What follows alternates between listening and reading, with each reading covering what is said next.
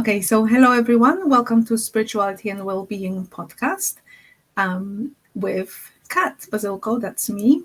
And today I have Melissa White with me, professional psychic medium and teacher. Melissa is a professional psychic medium and teacher, and she works with reverence for spirit to inspire and assist others in finding healing and empowerment. Melissa experienced a traumatic health crisis and subsequent near-death experience at the age of 23 that profoundly changed her life. Through a series of synchronistic events, Melissa learned to trust her intuition and began to embrace her keen ability to communicate with the other world. Melissa's training includes years of extensive mentorship with the phenomenal British medium Tony Stockwell. She's been a student at the prestigious Arthur Findlay College in England and has traveled to Ireland to teach about mediumship and developing the psychic faculties. Over the years, Melissa has read for thousands of clients in one-to-one setting, as well as in groups and larger demonstrations. She hosts group retreats, as well as workshops to assist others in tapping into the love of spirit. She's the host of the Spirit Room podcast and continues to seek new and creative ways to express what's in her soul. She's on a mission to help others to create their own unique relationship with spirit, and in doing so, bring in hope and healing to as many hearts as she possibly can. Melissa is grateful to have been entrusted with so much by those in this world and the next. She believes that faith is seeing light with your heart, even when all the eyes can see is darkness. So welcome, Melissa. And can I just say I really love your quotes because I've heard so many so far because you often share them in your podcast, and I think you have one in your email, and they're just always so beautiful. So I just want to say it at the start. Thank you. Thank you so much for having me. It's a pleasure to be here. Thank you. So just a little intro. I know Melissa because I have attended her classes. I am also a fan of your podcast. Anyone who is practicing mediumship or is just curious about the world of spirit, then I would definitely recommend listening to Melissa's podcast because you have so many, great guests, but also, everything that you share about your life, the life that you lead with spirit, like the private life and just how it enhances the life and everything. I just think it's really worth it. It's always very inspiring to me. And as a student of mediumship myself, I actually noticed that many times when I listen to your podcasts, I can feel the spirit's presence. Oh, how cool. Oh, I love that. Yeah. I even had, there was a time when I wasn't sure whether I will still be doing mediumship readings just because I had a bit of a pause, a bit of a break. And I was wondering about that, not at that specific moment when I was listening to a podcast, but just in general. And when I was listening, I can't remember which episode it was, and I just received the message that I'll be doing mediumship readings again. And I thought, oh, where did that come from? It's just the energy that I often feel when I listen to their podcast. It just brings spirit close, and I just spontaneously receive messages and stuff. So. That's amazing. That's the best compliment that I've had about the podcast. So thank you. Yeah. And it was the very first that I started listening to whilst developing mediumship. But I'll shut up now as a fan. That's so awesome. Thank you. Okay, so please tell us how you got to do the work that you're doing now. Please share any stories because it's obviously very inspirational. I read a little bit in your bio. So yeah, the floor is yours. All right. Well, I feel like hopefully you haven't heard this before. I feel like it's kind of a long story, but it basically, I recall being a child and, having experiences with spirit, but I did not understand or know that was spirit at the time. I didn't understand. So it wasn't until later in life, I had some things happening, as a teenager that I would just kind of put down to coincidence or just that I was kind of a little bit like maybe a little bit intuitive, maybe a little bit psychic, but it was more like a joke. Like I didn't actually mean it when I said it. And then when I had my son, he's 19 now, so this is going like way back. When he was born, a week after he was born, I went on my first outing with him alone. We went to the drugstore. I was very excited, like got him all ready. We got to the drugstore. I'm pushing him in his stroller, and out of nowhere, I got this immense pain in my abdominal area, like so strong. It felt like contractions. Like I just given birth a week before, and it felt to that level of pain. Stopped me in my tracks. I couldn't move. I couldn't do anything. I was just standing in the middle of the drugstore, just waiting for this to pass. And it lasted for a few minutes. And then I was able to kind of get him and get out of there and go home. But it kept happening. Like it'd be okay for a bit, and then all of a sudden it would come on like an attack. And it was almost like worse than the pain that I had with the contractions. And I couldn't walk when it was happening. I was really distressed. So I would go to the hospital. I was in the emergency room, middle of the night, and they would sort of dismiss it because I think I was like 23, but I looked very young at that time, and I just had a baby, and so I think they thought that I was just being like dramatic or something. I don't think they actually really believed there was anything wrong with me. So they did give me at one point they gave me some painkillers and sent me home. Went to my doctor, went to a different doctor. They sent me even to a specialist, like all within the span of about a week, maybe 5 days, 6 days, until finally, at one point, my mom came over. Unexpected visit. She just dropped by to see me and my son. And she walked in my house and she took one look at me. I was laying on the couch, like, and she said my face was white, like just so drained of any color. She said I looked like I was actually like deceased. Like I did not look well. And my son was sleeping in his little, his bassinet. She just picked us both up and packed us up in the car, and we went to a different hospital. And I had a fever and stuff like that as well. But because I had an infection I had a hard time breastfeeding, and I ended up getting an infection with that. So I think everything was just kind of like hard to diagnose. Like everything was kind of um, unknown at that time. But I remember saying to one of the doctors, I feel like I'm going to die. Like I really feel like I'm dying. And I remember saying that and actually getting to a point where it's not that I was okay with it, but I just was kind of like, well, I guess this is the way I go. Like I really was sort of like feeling like nobody was going to help me and nobody really believed me. Good thing my mom did. I'm so glad that my mom took action because I wasn't strong enough at that point. Wasn't sleeping, and I was so sick. So anyways, we got to this different hospital, and I think they did some blood work. They did something.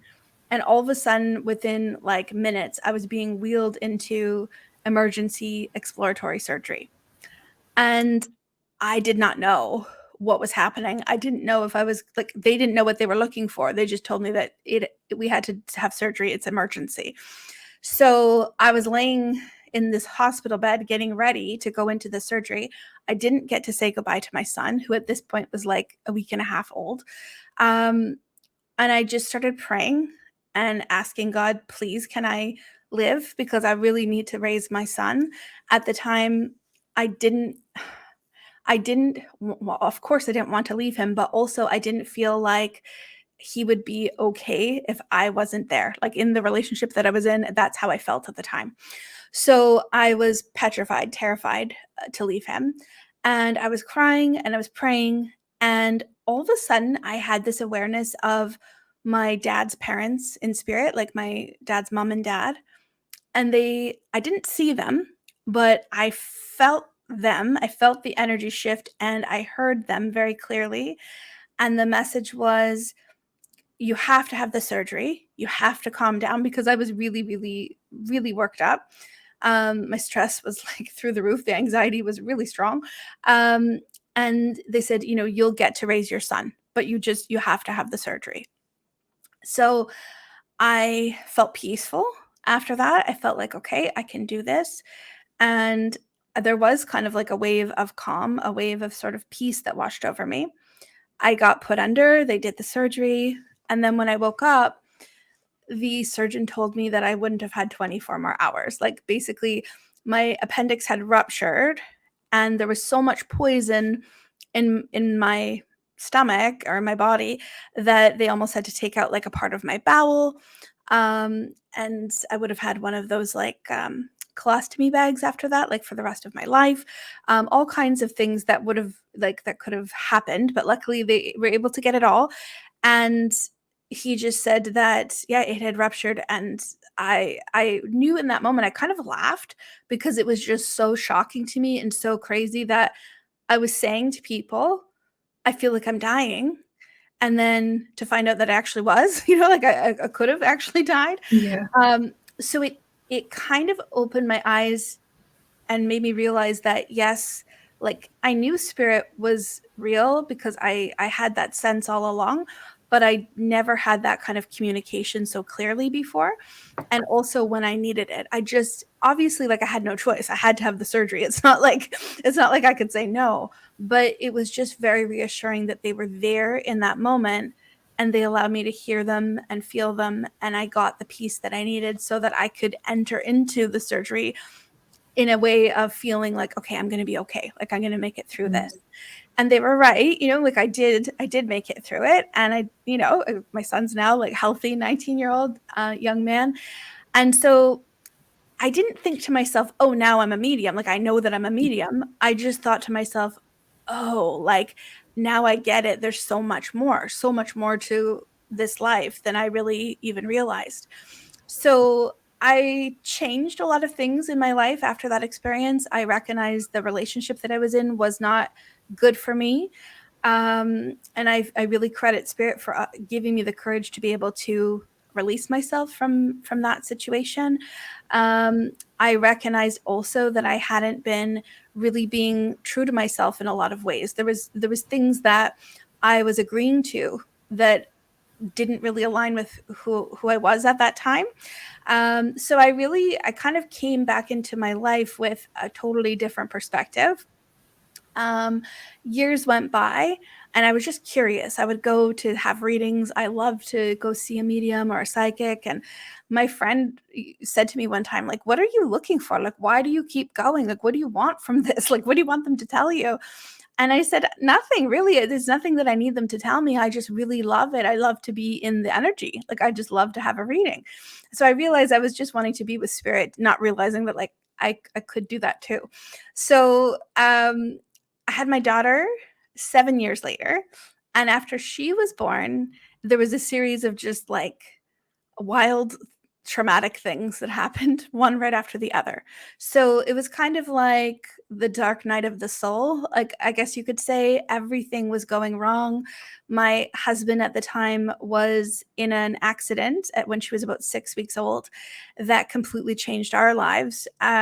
He injured his back and his neck and wasn't able to work anymore. So he had gone from being like the main provider financially, and I was on maternity leave and I was working in like a preschool at the time. And so maternity leave for that job it wasn't enough to really keep us going. Like we were scared we were going to lose our house.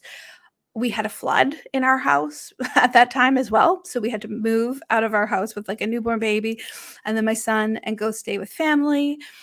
There was a lot of financial strain. There was a ton of mental health concerns and depression and anxiety for my husband at the time. For me, my anxiety was sky high.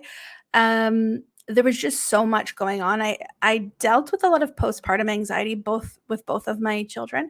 And so that all this stuff and all the unknown and all the uncertainty was going on at the time that all this happened. And so I was just seeking something to help me to feel empowered, something that I could just find some peace in my day because the stress was really, really high. Especially the financial stuff was really, really heavy. And so I went to a meditation night and I knew that it was in like like a medium's studio space. Like I knew that, but I didn't really realize it was like an intuitive development circle type meditation. I thought it was just like just go meditate. So I showed up and I did the meditation. I've never meditated on purpose at that point, with especially not with anyone else. And I had such an amazing, beautiful experience. I felt so close to spirit. I was emotional. I felt spirit. I saw spirit, and I felt completely changed at the end of that evening. Like I just felt like I had sort of come home to myself in a way, and it was so unexpected. I didn't think that was possible to feel like that. So it really inspired me, and I just decided to keep going back because it was like a drop in, and so I would go back week after week, and I started to recognize that the mediumship was there. Like we would do little exercises at the end, and I would start picking up on people and spirit, and it was accurate. Like to my surprise, like so many things that were coming through were correct, but I was still very like wanting to prove it to myself. I was still very shy about claiming that ability for myself. But what I found is that it was so healing for me. Like I just was going every week because it felt so good to be with spirit.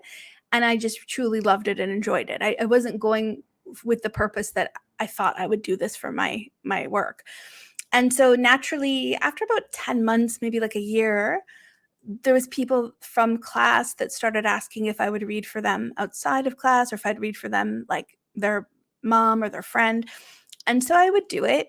And I recognized very quickly that all of a sudden, word of mouth and things like that, I had the ability to do it full time. Like if I had enough interest that I could just book people and have a full-time job. So that's what I did. And the spirit basically kind of saved us because I was able then to support us with my work with spirit. And so it was life changing in that way, but it was also really life changing in that I didn't seek it out. And yet, when I look back now, this is like, coming on 10 years, 11 years since I've been doing it professionally. Um, I can't really imagine another career for myself, another like way of living. Like it's been amazing to have that part of me be able to be utilized, so it really, really changed everything. But it was just literally going into that one meditation night. And so I'm really glad that spirit nudged me and that I didn't chicken out, because I was panicking about going because I didn't know anyone. So I am glad that I went through with it.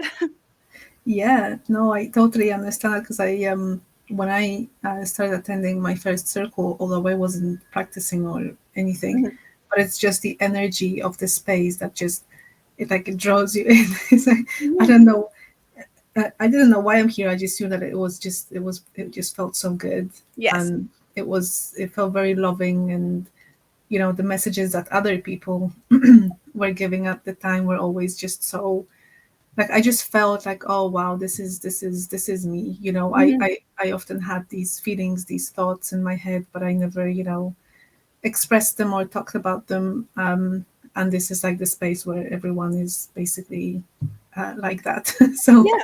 Yeah. yeah, that's amazing, and thank you for sharing that. um, and I was wondering what you think um, about whether it takes a crisis to open up to spirit, because I hear a lot of people going through a lot of times near death experiences or some sort of life crisis. I certainly have myself, although it wasn't as that threatening to life. Mhm. um, because you work with students, you're a Mhm. teacher, so Mhm. I would imagine you probably have quite a few maybe examples. Yeah. Well, I think it's not a requirement, but I do think that it seems to be a common theme. So, like, near death experience is a big one. Illness, like some kind of critical illness, sometimes divorce. What else?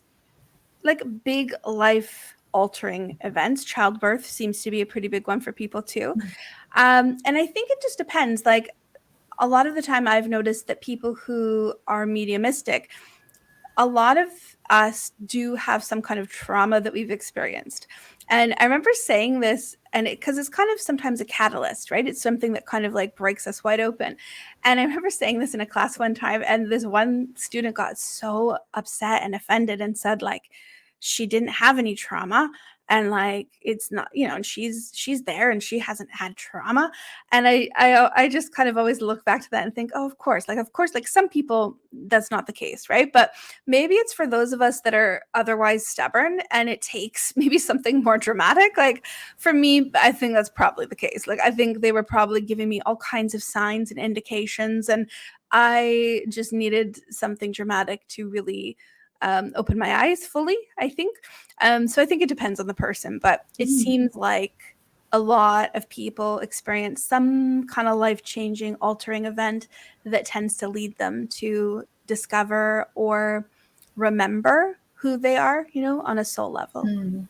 Yeah. Yeah, that's really interesting that you said about the stubbornness because, um, for instance, I had a lot of maybe hunches or I don't know, gut feelings about many things, but I Mhm. was totally ignoring them. I Mhm. was just, only once I started developing, it's how I noticed, wow, I knew so much and I felt so much, and but it's like it's difficult to explain, but I just wasn't addressing it at all. It was Yeah. just I feel a certain way, let's say, but then my mind would start questioning, oh no, actually, what do I know? Mhm. I'm probably just guessing, or you know things like that. Even though a lot of things that I just felt like will happen, they did happen, Yeah. and I just thought it's just my ability of deduction. you Right. know Yeah. That's so funny. I used to say that too. In the beginning, I thought, well, maybe I'm just a very good guesser. Like I yeah. just am really lucky. Like I know I can guess things. And then I feel like spirit was probably like, oh my God, like how long are we gonna have to do this? Like when is she gonna know? So yeah, I think sometimes it takes us a while. And also one other thing that comes to my mind, I wonder if it's sometimes, one, we're a little bit stubborn, but the other thing is that it's a little bit difficult to really address it when you don't have any examples around you. And if you do have examples, then they're probably a little bit negative or speaking negatively of mediumship or psychic work in general. So you just don't really want to go there. Yeah, I think that is a part of it. Like if there's no one in your life or your world who understands that or who Mm. can point it out to you and say, "Oh, that is your intuition." Certainly for me, my parents did not know.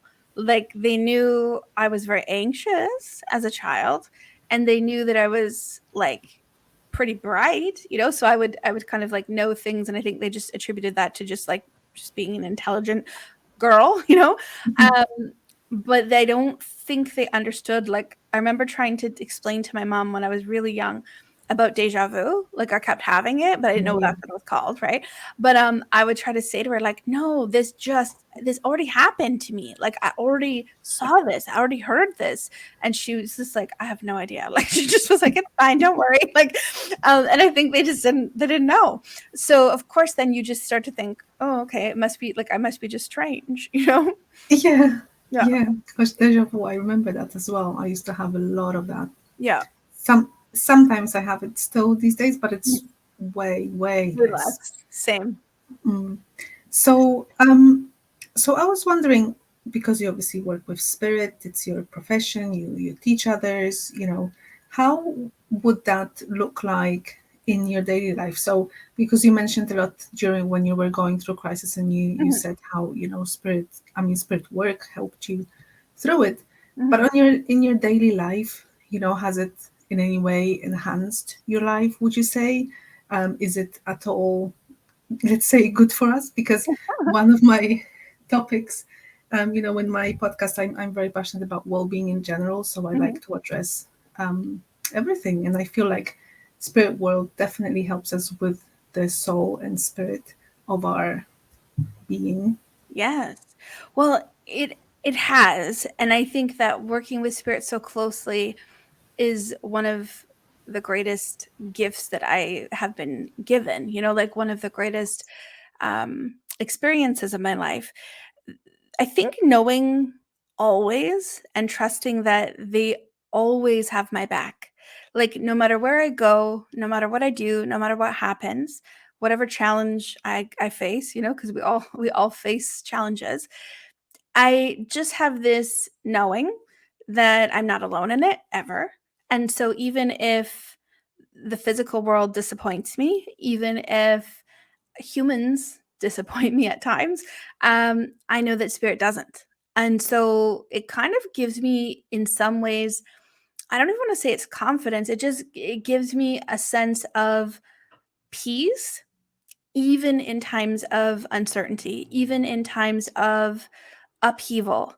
I always know it's like not a question. So I think it's a different way of looking at life, and it's a different way of going out into the world when you know that you're so supported and so loved. I kind of liken it to, if you have parents that are so unconditionally loving, and it kind of gives you that confidence that you could just go out into the world and be yourself, and you can make mistakes. You're not afraid to make mistakes because you know that love is unconditional. It's always there. And I mean, we don't all get that. I mean, I think lots of us do, but we don't all get that with our physical human parents. But with spirit, it's sort of it's almost like that feeling that I have with them is that, like, no matter what I do, they're going to be there. They're going to love me, and we're going to find a way together. And so I think that's been helpful, because I used to feel pretty fearful and pretty anxious in my life.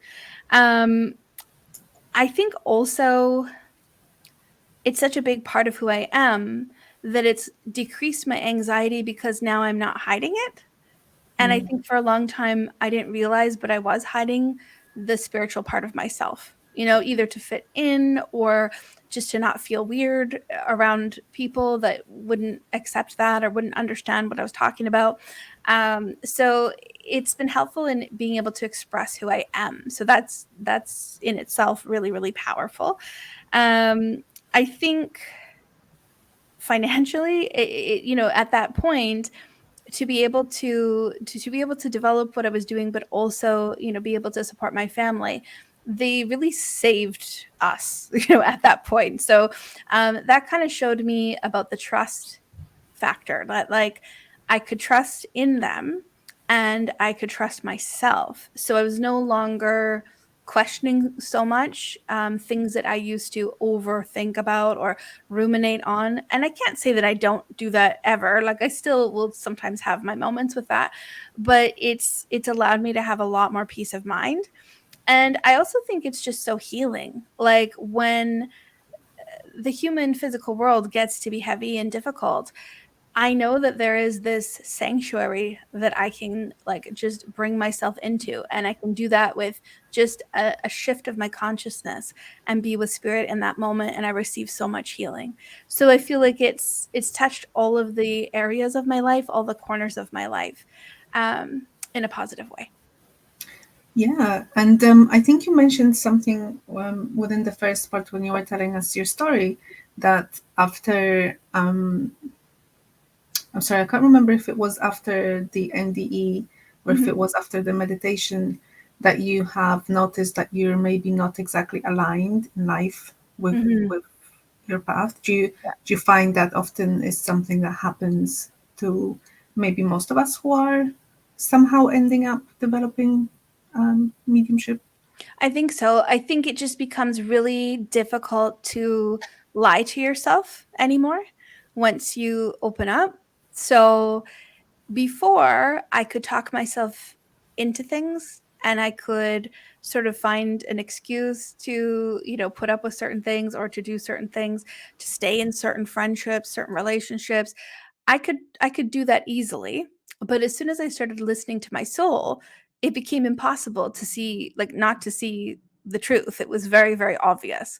So I think that's complicated, because in a lot of ways ignorance is bliss, and I do see people walking around in this life that are not very aware, and I think they have probably a maybe more peaceful life, or a less complicated life in some ways.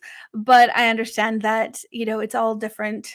We're all at different points in our own soul's journey, so you can't compare that. But I just think, oh, it's beautiful to be progressing as a soul, but it isn't always easy to see the truth in everything. I think sometimes it makes it harder and makes certain things more complicated. However, at the end of the day, that's how we're making progress. So it's important and it's worth it. But yeah, you can't really. you can't really bury your head in the sand anymore. So that's the only thing. Yeah. Yeah. And the more that you heal or dig in and be true to yourself, the better the connection gets. Would you say? I kind of that's how I sort of understood it at first, and kind of started following that path. And I suppose because once also you align with what is true for yourself, then eventually you become peaceful. So perhaps it's the peace that opens up the channels maybe a little bit more. Yeah. I think so. I think we just like mediumship development in particular, it really allows you to get over yourself. It Yeah. allows you to just be who you are because you kind of have to be.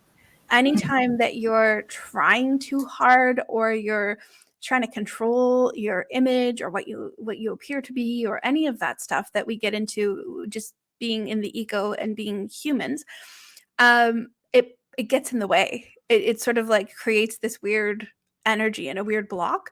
And so you sort of get used to being uncomfortable. You get comfortable with being uncomfortable.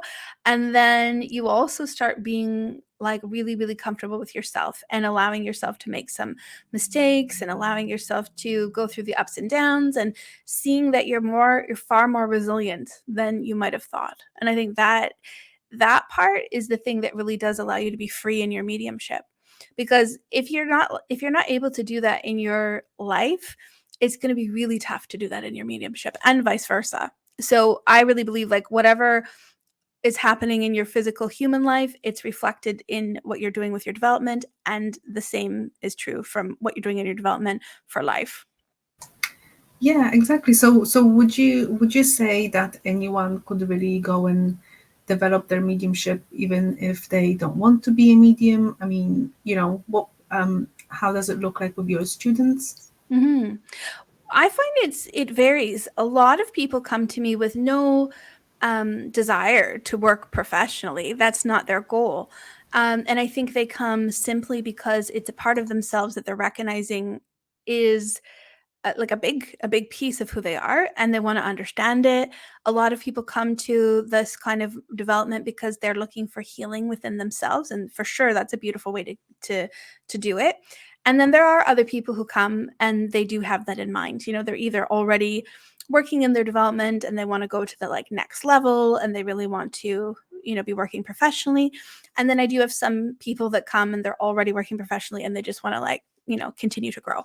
So I think it's open. It's open for anyone who has an open mind, open heart, and who has a desire to strengthen their relationship with spirit and to kind of do the personal development work that goes along with it. And so it's beneficial for people whether they want to do it professionally or not. You'll kind of learn a lot about yourself. You'll gain amazing connections with people. Some of the best people in my life that I've ever known are because spirits brought us together to work. So the clients, the students, the teachers, the friends that I've made, um, just very grateful for that. So it's a sense of community. And then also just like the experience of like doing the actual work and learning to experiment with things and not controlling and really being open to whatever happens. I think that's such an amazing kind of like parallel with life. I mean, at the end of the day, we can never really control much of what's going to happen yet, although we have free will choice, of course. But you kind of learn to have the tools to kind of be flexible and manage and kind of like what are you going to do with the things that you're given. And I think that development helps us to see that. Exactly, thank you. And I was wondering, it's actually circling back a little bit to what you said before, because you um, compared sort of the unconditional love of spirit Mhm. to unconditional love of parents. And Mhm. let's say someone wanted to perhaps overcome trauma in life, maybe what you're saying, finding peace and harmony in life, and mediumship sounds very attractive for them, but perhaps they had a very challenging relationship with their parents when they were Mhm. living, and they are not willing maybe to be connecting with them on the other Mhm. side. Mhm. Um, what would you say? What would you say to someone like that who might have?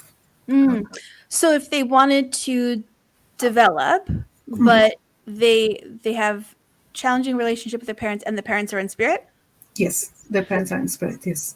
I would say, I never force it on anyone as far as like the healing goes. I think we're all at different and various levels of um, understanding and like various levels of healing. And so I would just offer to them that they don't need to be feeling like if they're going to be spiritual and they're going to do their development, that they have to forgive anybody. Like if they're not ready for that and if they're not at that place, I would never force it on them. And I think there is a weird thing in the spiritual community where it's like, that is something that I've seen that has been a bit forced or almost people made to feel bad or shameful if they don't forgive, like in cases of like abuse and things like that. And I think that what can happen is it can be really scary to open yourself up to your development if you have experienced that kind of trauma, because it comes to the surface. It does come to the surface, and we do sort of look at it and we do have to kind of work through it. But I think it can be at your own pace, and I don't think it has to be something that is feeling like it's a burden that's been put on you and you have to somehow, like, I don't know, fix yourself. I don't think it's about that. It's more so here's this opportunity. And I find what's been helpful for people too is to recognize that I believe we all have like a spirit mother, a spirit father. And it's not our human versions of our mom and dad, but actually like a spiritual guide, that's like a mother and a father. And so sometimes if we have had difficulty with the human parents, it's wonderful to know that there is this spirit mother and spirit father that's available to us and that we can connect with, and all of that. So I think it's like a gentle approach that I would take with people who have experienced trauma, and just knowing that it can be at their own pace, and that if they're willing to experiment with different ways of connecting and developing the trust with spirit, it might be something eventually that might be extremely life changing, but I don't feel that it's something that can be um, forced on anyone. So just to that they could be open to it. And I've certainly seen it with clients, especially some of my most moving readings are the ones that are a bit unexpected. So sometimes people will come for a reading and they really want to hear from their grandma who they loved so much, and it was like they were best friends and they had the best relationship and it's pure love. And then maybe one of their parents shows up and comes through from spirit who they had a difficult, even traumatic relationship with. And I'll always give them the choice. Like I can sense it, and I'll say, are you okay if we talk to this person?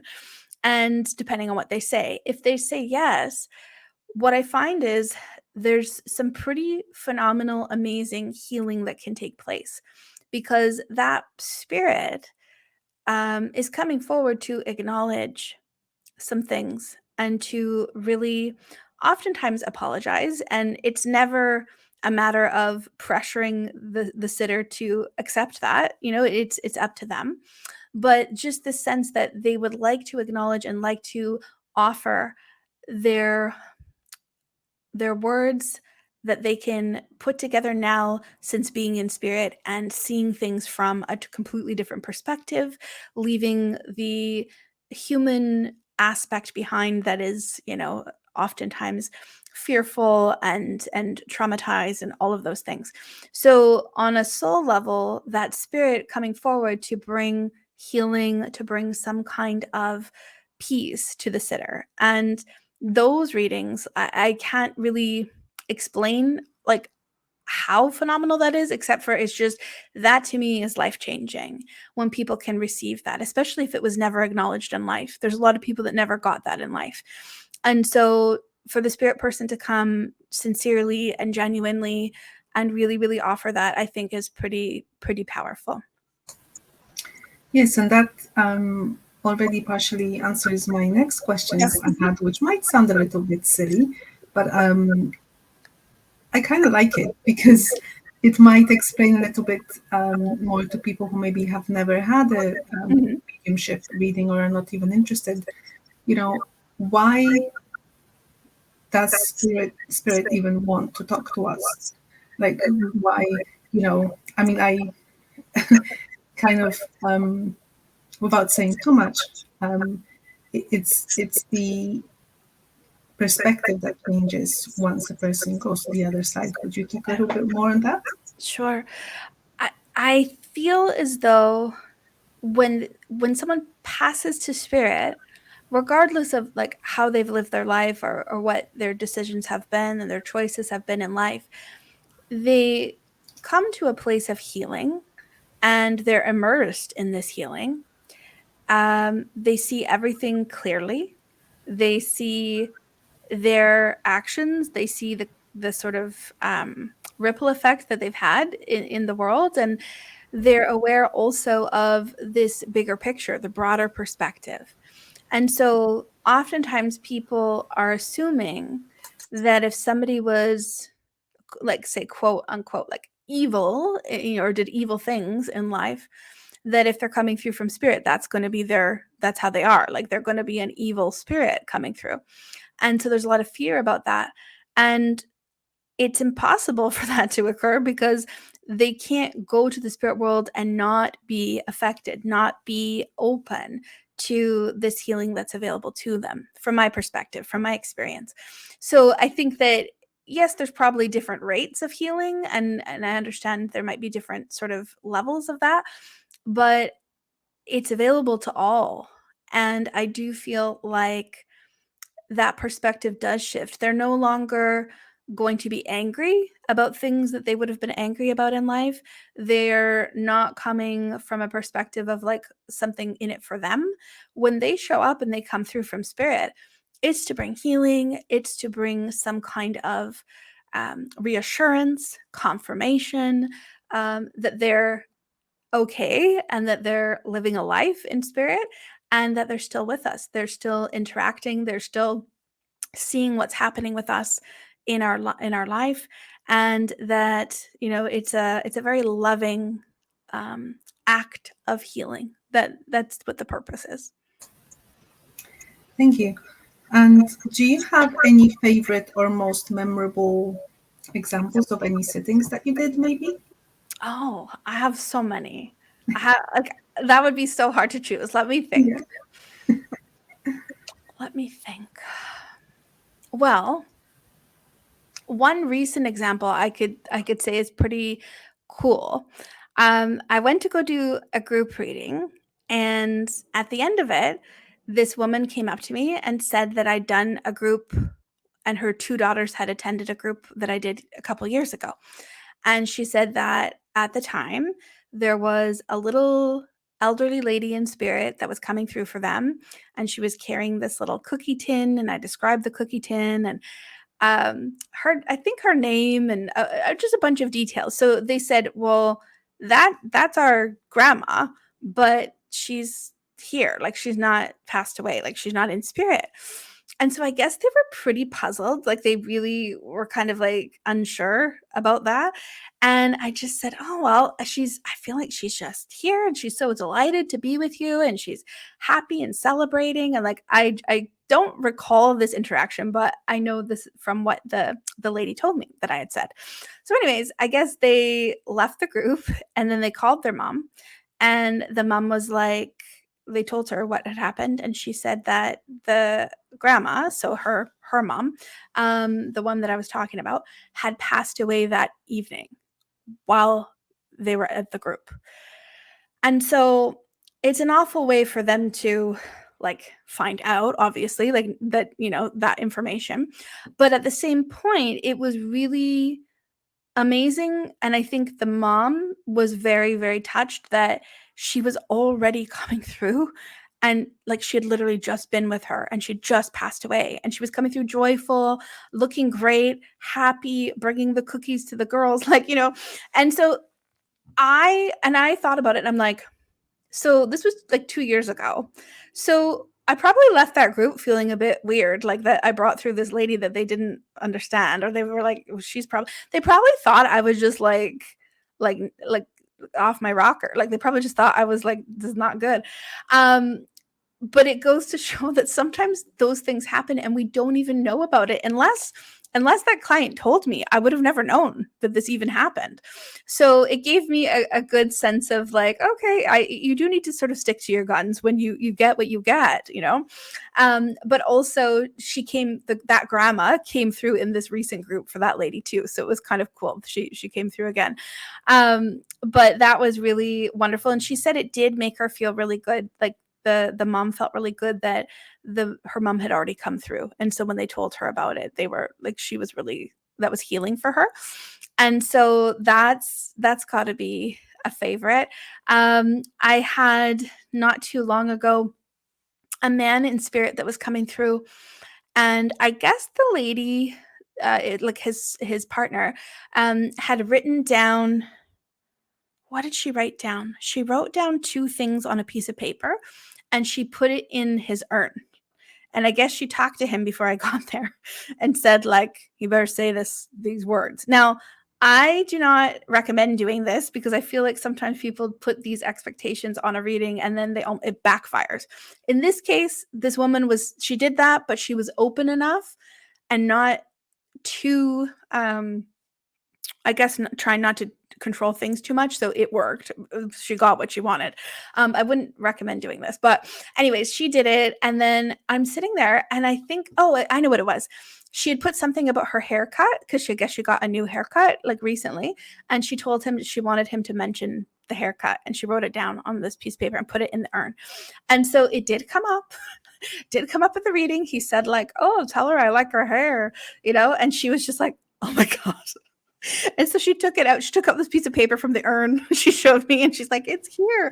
And so there was something else I think that was on there, and I had said the two things that she had talked to him about. So it kind of validated for her in a big way that he was definitely listening to her and aware of what she was saying to him. So that was really funny because that reading started off kind of difficult. Like everyone was a little bit skeptical, and that energy sometimes is really not conducive for the best mediumship because you have to like work through it, you have to push through it. And what happened though is that she now is like a big fan. She loves having readings, and the thing is like it opened her up to the point that it's now very, very seamless and very easy to read for her and to read for, you know, the groups that she assembles, because there's that level of trust. But getting there in the beginning was a little bit rough. So I do thank the spirit person for making that happen, because that was helpful to me. I remember I laughed after that experience and I said, thank God. I was like, thank God. Like this was like it was a tough crowd. So those are some examples. I mean, there have been many. I had one at a workshop I was attending as a student, and I was reading for this young woman, and this young guy was coming through, and he was in like underwear, but it was like tight, like black, like almost like a Chippendale dancer, like that kind of underwear. And he was dancing around, and I was like, I really like feel really weird saying this to you, but this is what I'm seeing. This is exactly what I'm seeing. And she's like, oh my God. And I guess her husband in spirit, he'd passed, and he was like an exotic dancer in life. So he came through dancing like a stripper. And I was just like, okay, now I trust myself, because like some of the weird things that we see, sometimes we do hesitate to say, because I mean, like it just feels like how could this be? How could this be? But yeah, she confirmed that. So we had a good laugh about that. That's so funny. Yeah. That's pretty good.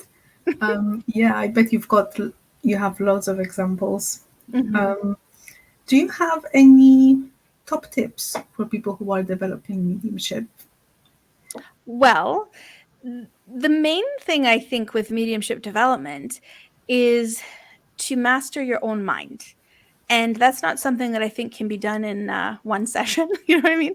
I feel like it takes time. And what I mean by the mastering of your own mind is just like learning to be in a growth mindset, like that every single time you endeavor, it's a learning experience. Taking the pressure, the perfectionism, like releasing yourself from that and really just focusing on the relationship that you have with spirit, befriending them. Like I think getting out of this demanding kind of energy, because I see it where sometimes people get really, really demanding, like, well, spirit better show me this and this, or else I'm not doing this. Or like, I give up. I'm not, unless it's I get the name of the person, then I'm not doing it. And I think that's just such a disservice to ourselves and to spirit. So it's a relationship, it's give and take, and recognizing that it's a partnership, a three-way conversation between us and spirit and the sitter. And so not taking the credit when it goes amazing. Like, you give yourself credit, but you can't take all the credit because it's not just you, it's not just us. And then also when it's difficult and hard and it's a little bit daunting, you can't take all of the blame either, because it is a three-way conversation and it's a partnership there too. So just like recognizing you're part of a team when you're doing this, and that it's not really ever, it's never about us. It's about the spirit person and giving them a voice and being a good messenger for them. And then also it's about the sitter and being someone who can facilitate some healing, hold space for them, really allow them to experience something that is so phenomenal. So it's really, it's not about us, it's about them. And so I think that's what I would say. As far as learning, consistency is important, so I do recommend finding a mentor, a development circle, something like that. You can read all the books and you can get lots of amazing information, you can listen to podcasts and all that stuff, it's all helpful. But the actual mediumship, you have to do it, to get better. And so if you hide and you don't try and you're embarrassed and you're too shy to put yourself out there, you'll never really get to the next step or the next level with it, because something happens within the doing. And a lot of the learning is through trial and error and giving yourself the opportunity to learn, especially from the things that don't go well. So I would just say to people developing mediumship, don't give up. Don't give up on yourself. If you go through a difficult experience, don't stop and don't wait. Don't give yourself a break. I would say if it's hard, get right back at it the next day. Don't stop. And I think that the universe does really respond to a stubborn heart, somebody who just has that within them, the sort of determination. And if you dedicate yourself to spirit, spirit's going to dedicate themselves to you. So it's like upholding your end of the bargain. So meaning like showing up even when you don't want to, even when you don't feel like it, even when it's hard. Because I think that that's the consistency, and that's sort of what we need to do to kind of like keep progressing. Yeah, and you mentioned, things like don't push, don't demand, and I feel like all of these. Oh, and trust yourself, and keep trying, even if you feel like maybe you failed or it didn't go very well. Still do it, and those are all very transferable skills that you then take with you to your daily life. So life, I yeah. definitely did, and it really helped me in just going with my gut, trusting myself and not being so worried about even judgment or what others think. It's like the whole me has changed, become more peaceful, in harmony, and confident just because I was developing mediumship. And then in my private life, I would, involve spirit in my life in general as well. Yeah. So it's a really amazing skill to develop, even if you're not wanting to be a medium, a professional medium, because it's like a self-development school Yeah. almost. You're Yep. developing your spirit, you're letting your spirit, your soul speak through you, Yeah. right? Rather than letting all of this ego and fear-based behaviors sort of rule your life. Yeah. Um, Yeah, I think if you could maybe just tell us a little bit as to what sort of development programs you offer and where are you based? I forgot to ask at the Oh, beginning. sure. Yeah. Yeah. So I'm just outside of Vancouver in Canada, so in the suburbs of Vancouver. And I offer in person, but also lots of stuff done on Zoom and one on one mentorship and group mentorship programs. I've got two that are starting up in September. One is called the Exceptional Medium, and the other one is called the Evolving Medium. And basically, they're both designed to help people to strengthen their relationship with spirit and to empower themselves in their mediumship. So, looking at the challenges that come up and ways to work through those, expanding the sort of frame of reference, expanding what's possible, like really being open to creative ways of working with spirit. My style of teaching is very open, it's not rigid, it's very creative, and I like to recognize that each person's mediumship is so unique to them. And so I'm not someone that's like, well, this is the way I do it, so this is the way you have to do it. I'm very, very aware that just because certain things have worked for me doesn't mean that it's going to work for you or the next person. And so I like to give people the permission and the freedom to do it their way.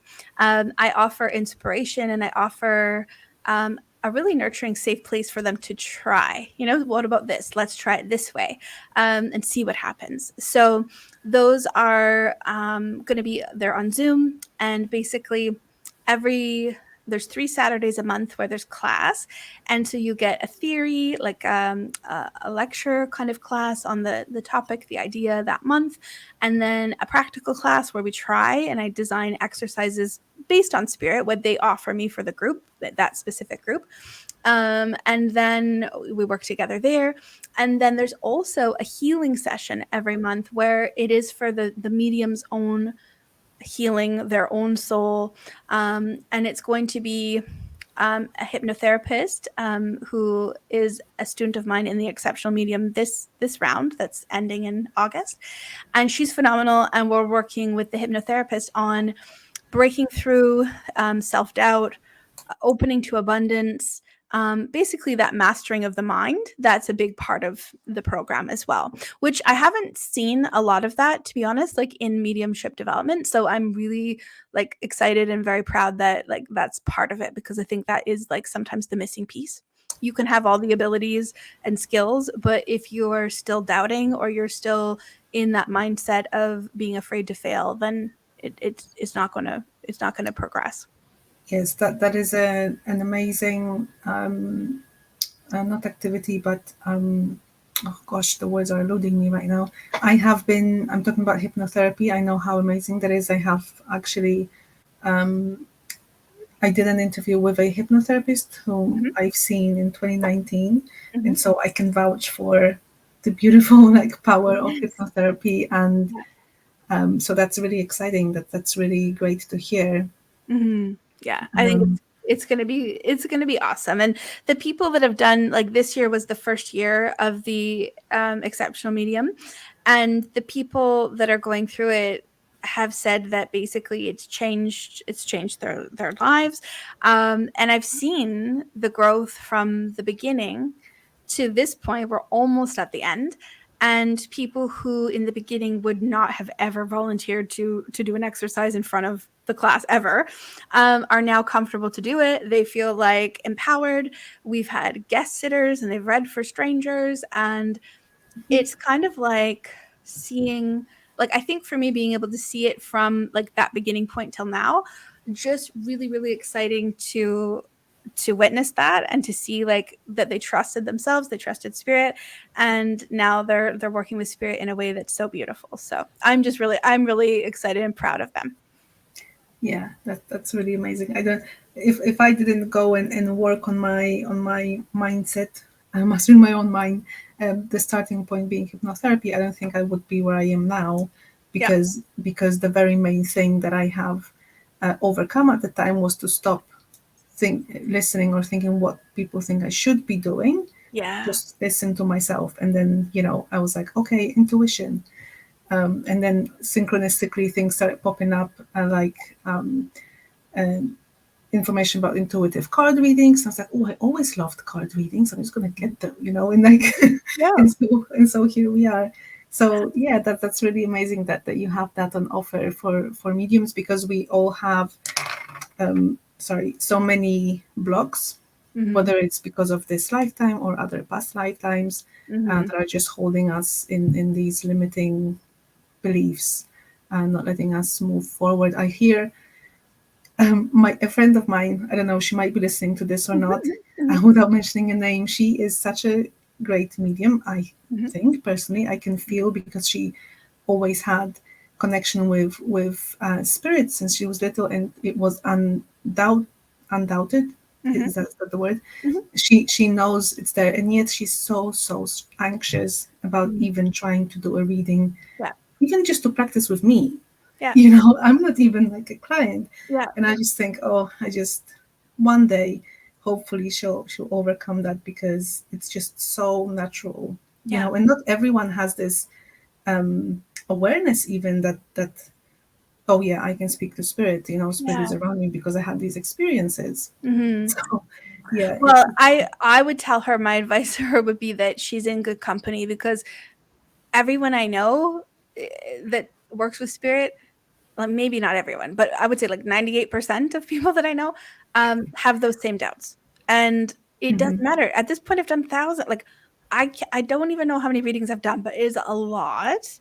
And there are still days, depending on what's going on and depending how I'm doing and emotionally what's going on. Like there's still days where I do doubt myself too. And I think like, spirit, like where are you, like 'cause it's just it's never, it's not like every single day it's brilliant. There's days when it just is tougher, and there's days when, depending on who you're reading for, that can, I think the skill developed there is just that resilience, that regardless of who you're reading for, regardless of the situation, you will trust yourself. And so I think just for her to know, don't let the doubt make her think that the ability is any less. It has nothing to do with mhm, that.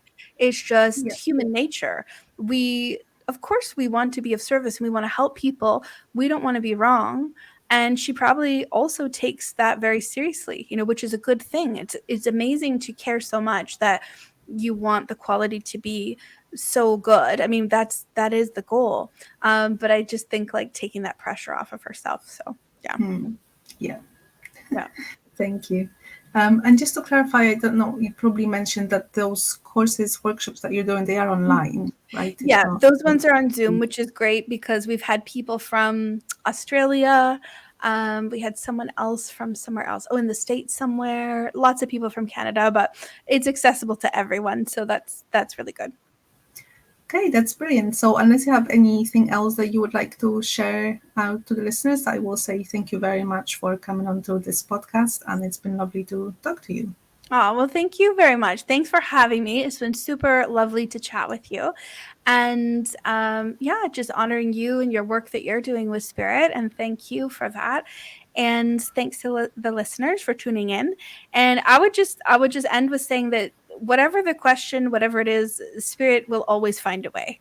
And I Yeah, believe that to be true. yes, perfect. Thank you very much. Okay, All right, thanks bye. everyone. Bye.